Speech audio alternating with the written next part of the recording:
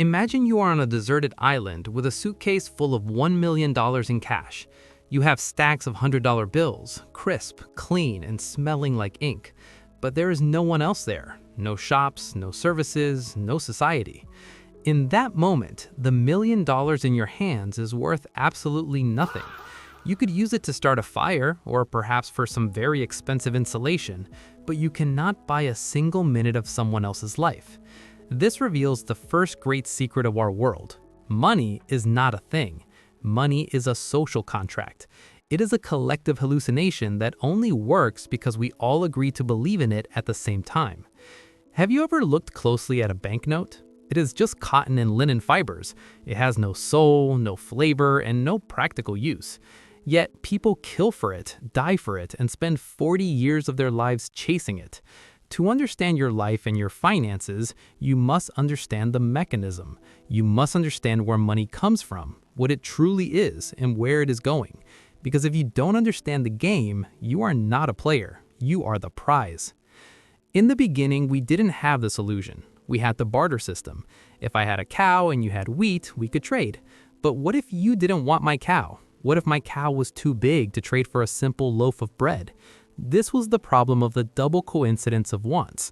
It was inefficient, it was slow. So humans developed an instinct for survival through symbols. We started using things that everyone wanted: salt, seashells, or precious metals like gold. This was commodity money. It had value because it was scarce and difficult to obtain.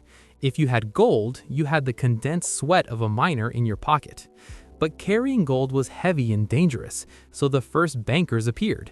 They told people, "Give me your heavy gold and I will give you a paper receipt." These receipts were easier to carry and promised that the bearer could reclaim the gold at any time. Eventually, people stopped claiming the gold and started trading the paper receipts instead. That was the birth of paper money. But here's the twist that changed history forever. In 1971, the world broke the last link between paper and gold. Money became fiat money, from the Latin hagesse, or let it be. It exists because the government says it exists, and because you trust that the next person will accept it. So where does money come from today? You might think the government prints it all, but that is another illusion. In our modern world, most money is created when you go to a bank and ask for a loan. When the bank approves your credit, they don't take money from a vault. They simply type numbers into a computer. They create money out of thin air through debt.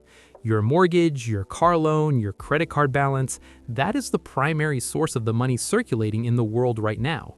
Money is literally a claim on your future work. It is energy borrowed from your future self to be spent today. Think of money as a battery. When you work, you are putting your time, your intelligence, and your physical energy into a task. At the end of the month, you receive a digital number or a piece of paper. That is your battery. It stores your human energy so you can use it later. If you want to buy a coffee, you release a little bit of that energy. If you want to buy a house, you need a massive bank of batteries. The problem is that the system is constantly leaking. Through inflation, the power in your battery slowly drains away, forcing you to run faster and work harder just to stay in the same place.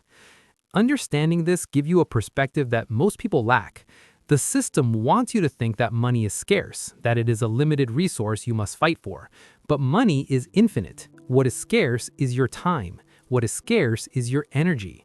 The players who win the game of finance are those who understand that money is a tool to buy back their freedom. They don't collect paper, they collect assets that generate energy while they sleep. Where is money going? We are entering the era of the invisible. Physical cash is disappearing. We are moving towards a world of pure data. Digital currencies issued by central banks and decentralized protocols. The medium changes, but the essence remains. Money will always be a reflection of trust. If the trust in a currency fails, the currency dies, no matter how many digital zeros it has. Your pocket knows something your mind often forgets. Every dollar you spend is a vote for the kind of world you want to build. Every dollar you save is a piece of your future freedom. Don't just work for money. Make sure you understand the mechanism so that money starts working for you. Because in the end, money is just a shadow. The real light is your life, your time, and your capacity to create value in the eyes of others. The system is complex, but the rules are simple. understand the origin, master the mechanism, and protect your energy. If you found this revelation useful, make sure to subscribe and join our circle of power.